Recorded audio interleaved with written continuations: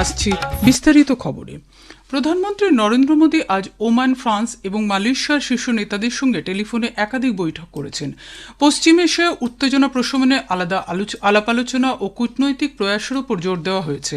প্রধানমন্ত্রী নরেন্দ্র মোদী আজ ওমানের সুলতান হাইথাম বিন তারিকের সঙ্গে টেলিফোনে কথা বলেন।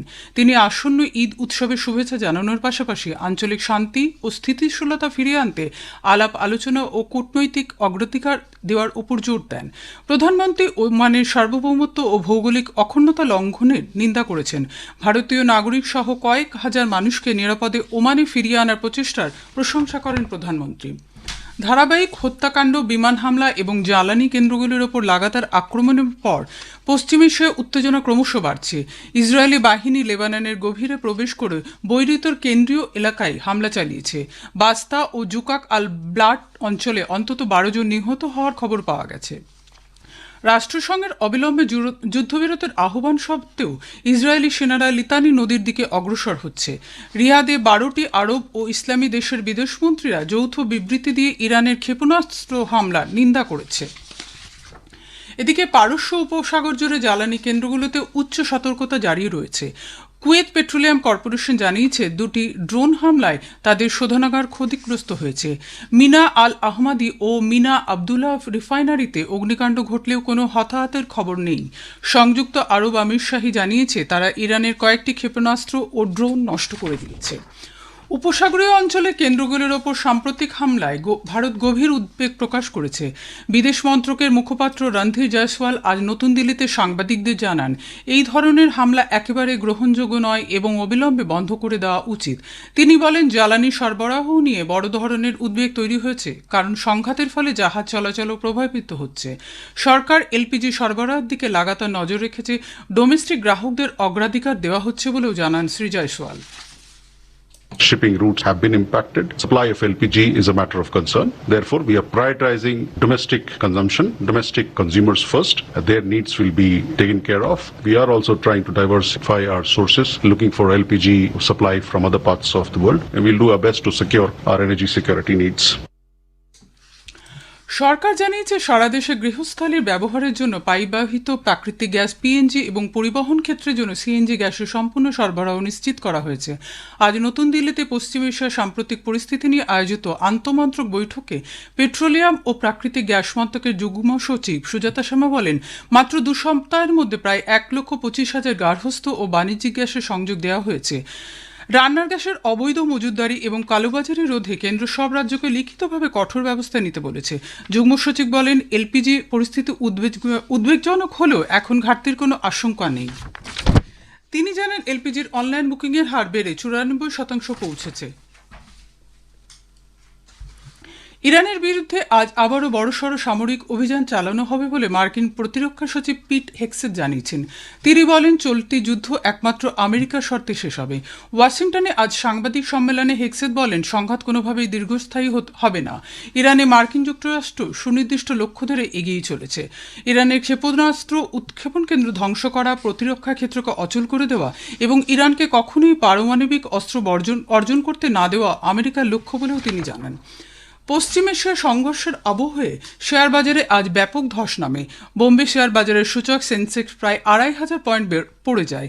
দিনের শেষে সেন্সেক্স 3.26% অর্থাৎ 2,497 পয়েন্ট হ্রাস পেয়ে 74,207-এ দাঁড়ায়। জাতীয় শেয়ার সূচক নিফটি ও 776 পয়েন্ট পড়ে 23,002-এ বন্ধ হয়। চীনা ইউয়ানে অর্থর বিনিময়ে একটি ভারতীয় তেলবাহী জাহাজ হরমুজ প্রণালী অতিক্রম করেছে বলে সামাজিক মাধ্যমে ছড়ানো তথ্য বিদেশ মন্ত্রকের ফ্যাক্ট চেক ইউনিট ভুয়ো বলে খারিজ করিয়েছে। মন্ত্রক জানিয়েছে এই দাবি সম্পূর্ণ মিথ্যা ও ভিত্তিহীন। বিদেশ মন্ত্রকের পূর্বাঞ্চলীয় বিষয়ক সচিব পি কুমারান আজ নতুন দিল্লিতে কম্বোডিয়ার এক প্রতিনিধি দলের সঙ্গে সাক্ষাৎ করেন। ওই দলের নেতৃত্বে ছিলেন সে দেশের বৈদেশিক ও আন্তর্জাতিক সহযোগিতা দপ্তরের মন্ত্রী খাই সোভানারা তানাতো। পরে বিদেশ মন্ত্রকের পক্ষ থেকে সামাজিক মাধ্যমে এক বার্তায় জানানো হয়েছে, উভয় নেতা কম্বোডিয়ার জন্য ভারতের দক্ষতাবর্ধক ব্যবস্থাপনা পর্যালোচনা করে দেখেছেন, যার মধ্যে আছে কম্বোডিয়ার কূটনীতিবিদদের প্রশিক্ষণ ও বাণিজ্য ও বিনিয়োগ, ঐতিহ্য সংরক্ষণ ও অংশীদারিত্ব উন্নয়নের ক্ষেত্রে সহযোগিতা সম্প্রসারণের বিষয়ে তাদের মধ্যে কথাবার্তা হয়। প্রধানমন্ত্রী নরেন্দ্র মোদী 29 মার্চ রবিবার আকাশবাণীতে মন কি বাত অনুষ্ঠানে দেশ বিদেশের মানুষের সঙ্গে তাঁর চিন্তাভাবনা ভাগ করে নেবেন। এটি হবে মাসিক এই বেতার অনুষ্ঠানের 132তম পর্ব। আকাশবাণী ও দূরদর্শনের সবকটি চ্যানেলে সকাল 11টা থেকে এই অনুষ্ঠান শোনা যাবে। আকাশবাণীর সংবাদ website news on AIR mobile app, Akashvani ও দূরদর্শনের সংবাদ বিভাগ, প্রধানমন্ত্রীর দপ্তর ও তথ্য ও সম্প্রচার মন্ত্রকের ইউটিউব চ্যানেলেও অনুষ্ঠানটি শোনা যাবে। খবর শুনছেন আকাশবাণী থেকে। আমাদের সংবাদ শোনা যাবে ইউটিউব চ্যানেল আকাশবাণী সংবাদ বাংলা, ফেসবুক ও ইনস্টাগ্রাম আকাশবাণী সংবাদ কলকাতা এবং এক্স হ্যান্ডেল ও এআইআর নিউজ কলকাতাতে। বিজেপি আজ তাদের দ্বিতীয় প্রার্থী তালিকা প্রকাশ করেছে। দ্বিতীয় দফায় 111টি আসনে প্রার্থীদের নাম রয়েছে এই তালিকায়। কোচবিহারের মাথাভাঙায় নিশ্চিত প্রামাণিক, ব্যারাকপুরে কৌস্তব বাগচি, নোয়াপাড়ায় প্রাক্তন সাংসদ অর্জুন সিং, সোনারপুরে দক্ষিণে রূপা গঙ্গোপাধ্যায়, বেহালা পশ্চিমে ইন্দ্রনীল খা প্রার্থী হয়েছেন। উল্লেখ্য, বিজেপি আজ কেরালা বিধানসভা নির্বাচনে দ্বিতীয় দফায় 39 জনের এবং অসমে 88 জনের প্রার্থী তালিকা ঘোষণা করেছে। পশ্চিমবঙ্গে আসন্ন বিধানসভার নির্বাচনে বামফ্রন্ট আজ রাজ্যে তাদের দ্বিতীয় দফায় 32 জনের প্রার্থী তালিকা প্রকাশ করেছে। ফ্রন্ট চেয়ারম্যান বিমান বসু শারীরিক অসুস্থতার কারণে প্রবীণ আরসিপিআই নেতা মিহির বাইন আজ কলকাতায় এক সাংবাদিক বৈঠকে এই তালিকা ঘোষণা করেন। আজকের তালিকায় রয়েছেন 3 জন মহিলা প্রার্থী। বামফ্রন্টের শরিক দলগুলির মধ্যে সিপিআই 3, আরএসপি 1 এবং সিপিআইএম 28টি আসনে প্রার্থী দিয়েছে। রাষ্ট্রপতি দ্রৌপদী মুর্মু আজ উত্তরপ্রদেশের বৃন্দাবনে প্রেম মন্দির ও ইস্কন মন্দির দর্শন করে আরতি করেন। উপস্থিত ছিলেন রাজ্যের রাজ্যপাল আনন্দীবান প্যাটেল। এর আগে তিনি অযোধ্যার শ্রীরাম জন্মভূমি মন্দিরে পূজা ও আরতি করেন এবং শ্রীরাম যন্ত্র স্থাপনা অনুষ্ঠানে অংশ নেন। রাষ্ট্রপতি বলেন, দেশ সুসমন্বিত একটি সমাজ গঠনের পথে এগোচ্ছে এবং 2047-এর মধ্যে এই লক্ষ্য পূরণ হবে বলে তিনি আশাবাদী। हम सभी एक समावेशी समाज और विकसित राष्ट्र के निर्माण के दिशा में आगे बढ़ रहे हैं। प्रभु श्री राम के आशीर्वाद से बस 2047 या शायद उससे पहले ही हम उन लक्ष्यों का प्राप्त कर सकेंगे। 21वीं सदी में हमारे समावेशी समाज और विकसित राष्ट्र की परिकल्पना राम राज्य के वर्णन में प्राप्त होती है। প্রতিরক্ষামন্ত্রী রাজনাথ সিং বলেছেন, আগামী 5 বছরের মধ্যে ভারতকে দেশজ প্রযুক্তিতে ড্রোন উৎপাদনের হাব হিসেবে গড়ে তুলতে জোর কদমে কাজ করতে হবে। আজ নতুন দিল্লিতে ন্যাশনাল ডিফেন্স ইন্ডাস্ট্রি কনক্লেভের উদ্বোধন করে শ্রী সিং কৌশলগতভাবে আত্মনির্ভরতা অর্জনের লক্ষ্যে দেশে একটি ড্রোন উৎপাদন ব্যবস্থা গড়ে তোলার উপর জোর দেন।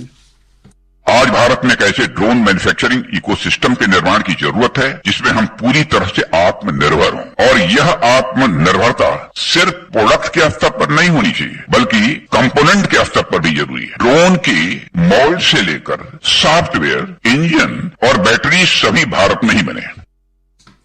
প্রধানমন্ত্রী নরেন্দ্র মোদী আজ নতুন দিল্লিতে Indira Gandhi national centre for the আর্টসের অচিদের সঙ্গে সাক্ষাৎ করেছেন। বৈঠকে দেশের বহুমুখী সংস্কৃতিকে আরও জনপ্রিয় করার নানা দিক নিয়ে আলোচনা হয়। নতুন দিল্লিতে চলমান ভারত রাইস ফেস্টের অংশ হিসেবে আজ বিজনেস কনক্লেভের উদ্বোধন করা হয়েছে।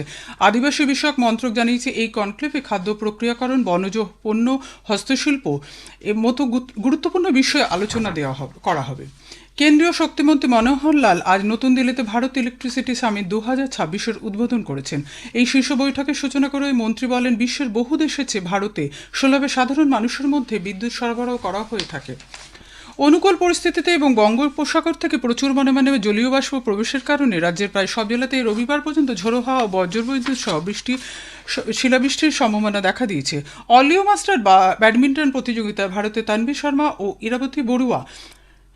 ঈশারানী বড়ুয়া 21-11, 14-11 সেটে কানাডার ওয়েন উ ঝাংকে হারিয়ে দেয়। শেষ করার আগে খবরের বিশেষ অংশ আরেকবার। প্রধানমন্ত্রী নরেন্দ্র মোদী আজ ওমান, ফ্রান্স এবং মালয়েশিয়ার শীর্ষ নেতৃত্বের সঙ্গে টেলিফোনে কথা বলেছেন। পশ্চিম এশিয়ার সংঘর্ষ পরিস্থিতির অবনতির জেরে উত্তেজনা আরও বৃদ্ধি পেয়েছে।